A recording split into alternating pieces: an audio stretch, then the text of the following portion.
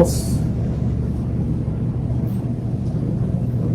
Saludos y bienvenidos a Proceso Digital y Departamento 19. En este espacio de entrevistas que invitados de la altura de Nelson Castañeda, eso ya le cambié el apellido, de la Asociación para una Sociedad Más Justa, pues nos visitan, y en esta oportunidad vamos a aprovechar con Nelson, ya que él es experto en el tema de justicia y de seguridad. ¿Cómo se avisora Nelson después de que pasamos unas elecciones primarias en un estado de excepción? ¿Qué podemos esperar para las generales? ¿Será que se repite este escenario? Falta mucho, pero ¿cómo se avisora?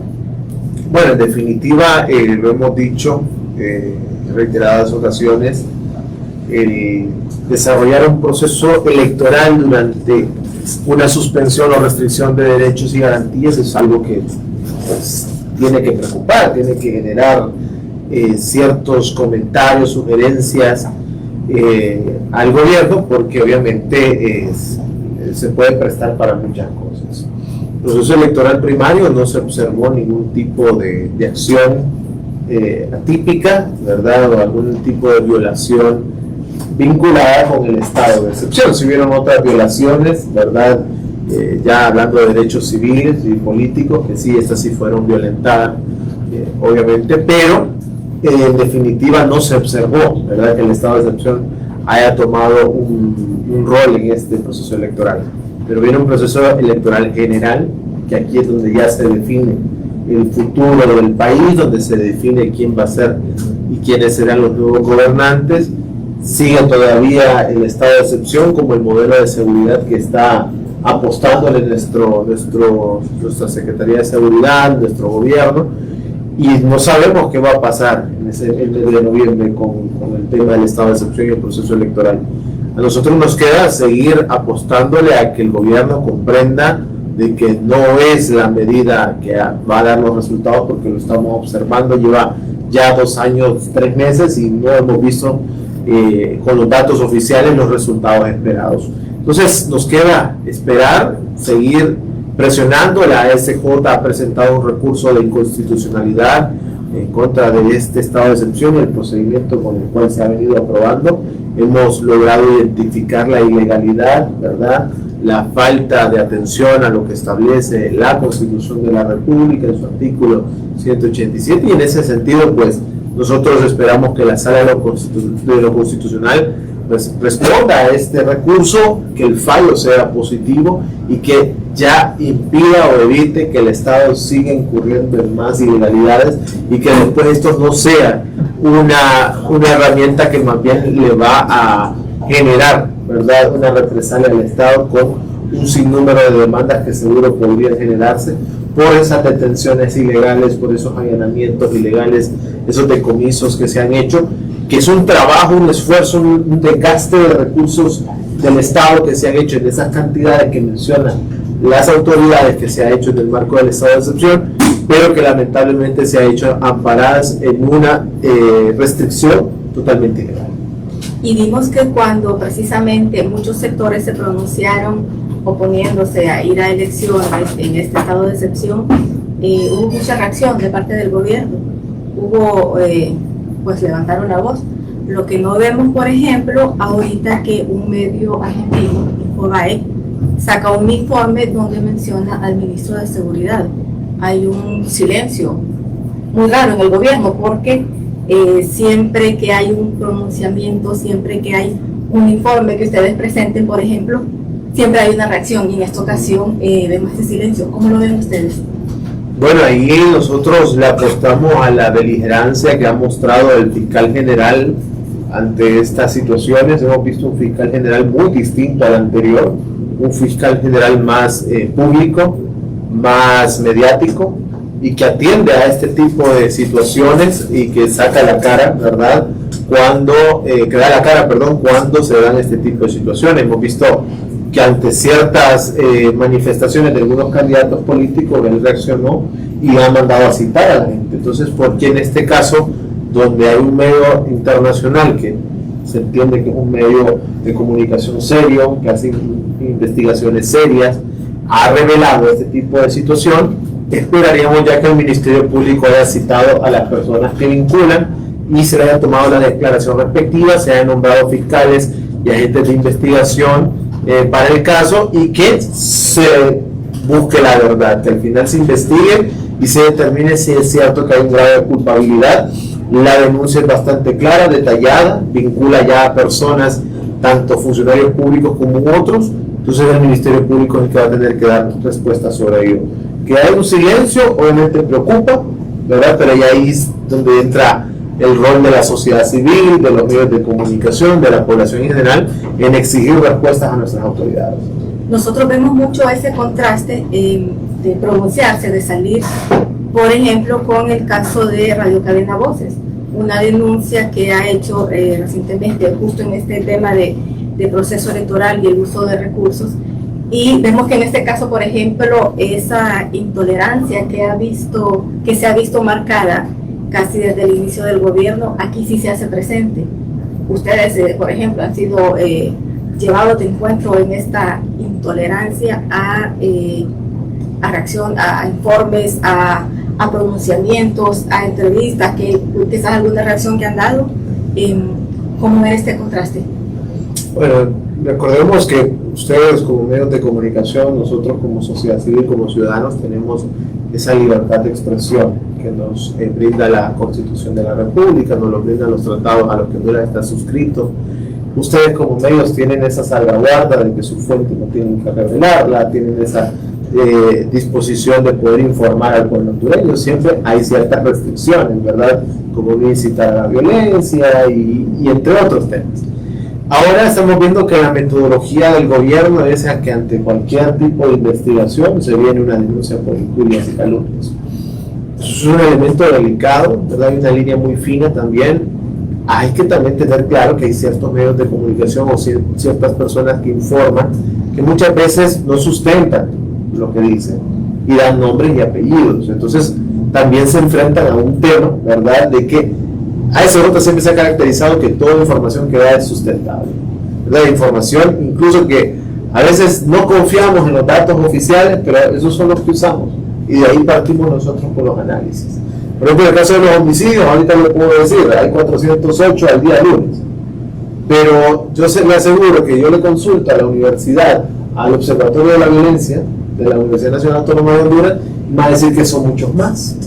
Entonces, pero a eso nos enfrentamos en Honduras con el tema estadístico. Ustedes que son un medio que se basa también en investigaciones cualitativas, cuantitativas, que se basan en datos. Es difícil en Honduras trabajar con los datos del gobierno. Muchas veces no creemos, no confiamos. Hasta incluso hay muchos funcionarios que han dicho que los datos que da el gobierno son maquillados. Entonces eso es un problema. Pero siempre la recomendación que se le da a los colegas periodistas es cuiden, ¿verdad?, su fuente, pero también sustenten bien sus investigaciones. Ya vimos cuál es la nueva metodología del gobierno para evitar que salgan o que surjan o promover nuevas investigaciones, es presentando este tipo de denuncias ante el Ministerio Público, y veo que el Ministerio Público también les está tomando la seriedad del caso. Entonces hay que también tener claro eso. Para eso también está la Corte Suprema de Justicia, que juega un rol importante aquí para evitar que no se instrumentalice el Ministerio Público para callar, ¿verdad?, los medios de comunicación, callar a la sociedad civil, y que este tipo de datos e información no sean públicos, porque al final ese es el rol de ustedes. Pero sí hay que generar un proceso adecuado, ¿verdad?, evitar nuevamente, como lo digo, la instrumentalización de las instituciones, y que se respete ese derecho a la libertad de expresión, porque eso es lo único que nos queda para nosotros poder informar y mantener vigente siempre esa rendición de cuentas, ese monitoreo al gobierno. Y esta cara diferente que muestra el Ministerio Público se ve, por ejemplo, en cifras. ¿Cómo seguimos con los niveles de impunidad? ¿Hay algo que más que declaraciones se vea en una cifra hay una reducción? Bueno, creo que lo veíamos en el evento de ayer de ASJ, la pobre cantidad de resultados que muestra la Fiscalía en combate contra la corrupción. Lamentablemente no hay resultados, ¿verdad? No hay investigación, pero es que no hay recursos tampoco para hacerlo. Y ahí es donde nos gustaría ver también al fiscal general, que él se vaya directo contra el Congreso Nacional a decirles ¿qué es lo que se necesita para ser más eficientes? Necesitamos recursos, necesitamos cambios y reformas al Código Penal. Algo que el Código Penal es una promesa del plan de gobierno para refundar el país. Y ahí dice reformar en lo que procede el Código Penal de la impunidad. Y hasta el momento no hemos visto que el Congreso Nacional haga mención sobre este tema. Entonces, si ese es un impedimento, ¿por qué el fiscal general no está saliendo en los medios exigiéndole al Congreso Nacional, al presidente del Congreso, para que meta en agenda estas reformas que son necesarias? ¿Por qué el Ministerio Público tiene que ir ante una comisión del presupuesto a pedir no más dinero, sino que está pidiendo que no le baje el presupuesto que se les ha aprobado por casi 5 años? Entonces, son las situaciones donde tenemos que ver también a estos actores de estas instituciones que, de acuerdo a la Constitución, dicen que son independientes y autónomos, pero que deben demostrar que no rinden pleitesía a los poderes del Estado, sino que de verdad actúan en favor de los intereses de la sociedad.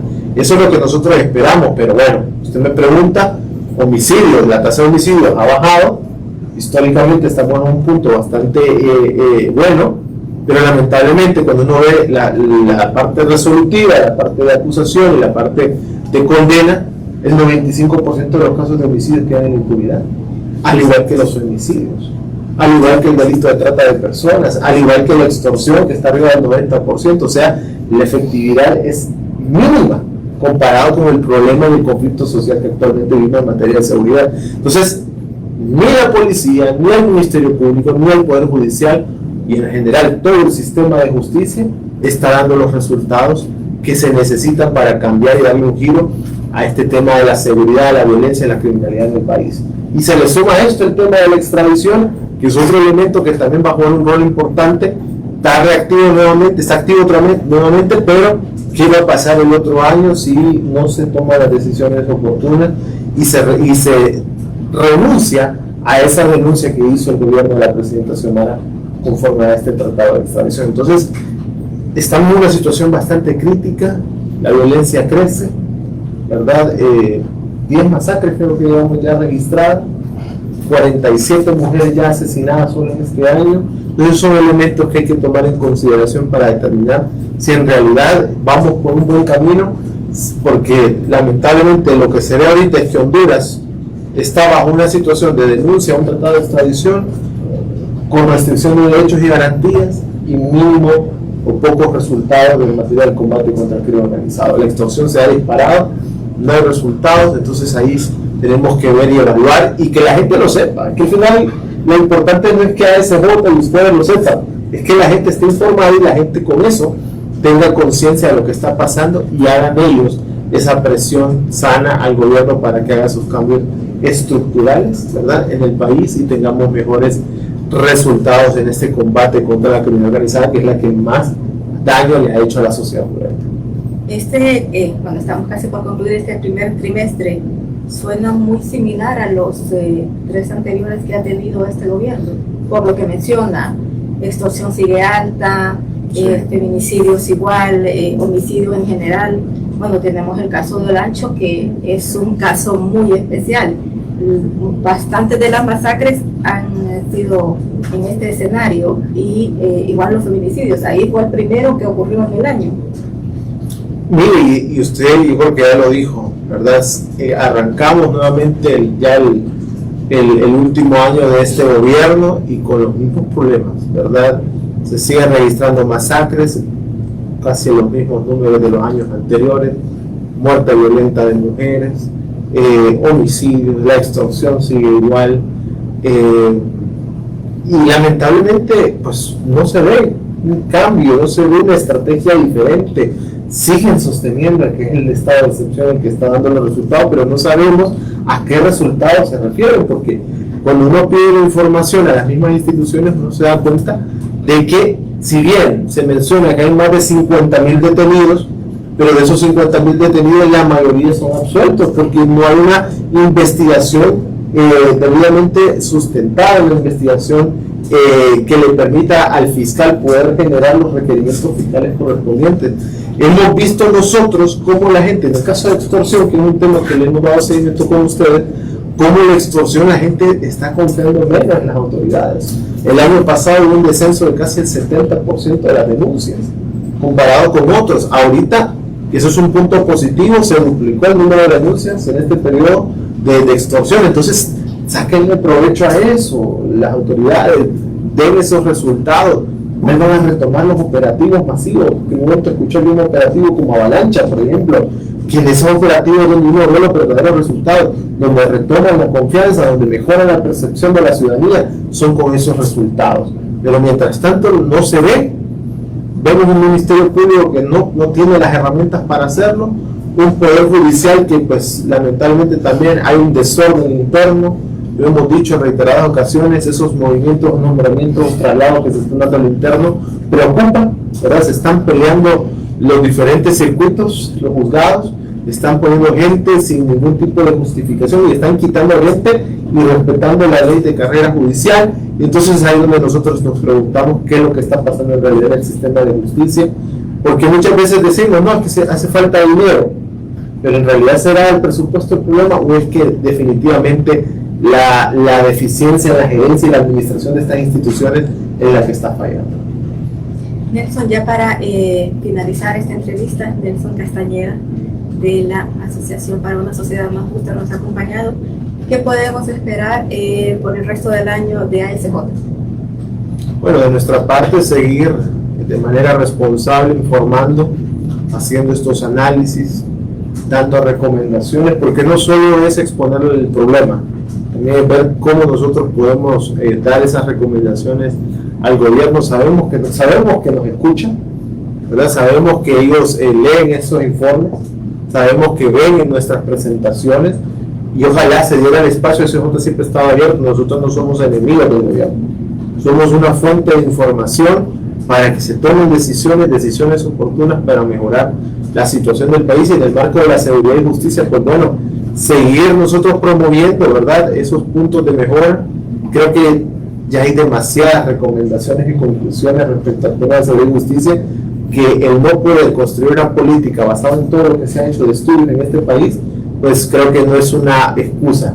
Creo que a estas alturas en Honduras ya debería haber una política de seguridad interna que ya estuviese vigente y trabajando y operando y mejorando, porque al final lo que más ha fallado es la coordinación entre las instituciones. Un divorcio que se ha identificado tan latente, tan evidente, y que lamentablemente ese divorcio entre las instituciones, esa falta de coordinación, al único que le favorece es al crimen. Entonces es ahí donde nosotros le estamos apuntando, y ojalá que este gobierno en este año haga cambios sustanciales, implemente nuevas estrategias y que cierre el año con buenos resultados, para que el legado de la presidenta Xiomara Castro no se vea manchado por la ineficiencia en el combate contra el crimen organizado y para recuperar la paz de este país. Gracias, Nelson, y gracias a ustedes que se mantienen pendientes del Proceso Digital y Departamento 19. Les invito a que sigan pendientes no solo de este espacio, sino de los reportajes, noticias diarias que usted puede encontrar en Proceso Digital.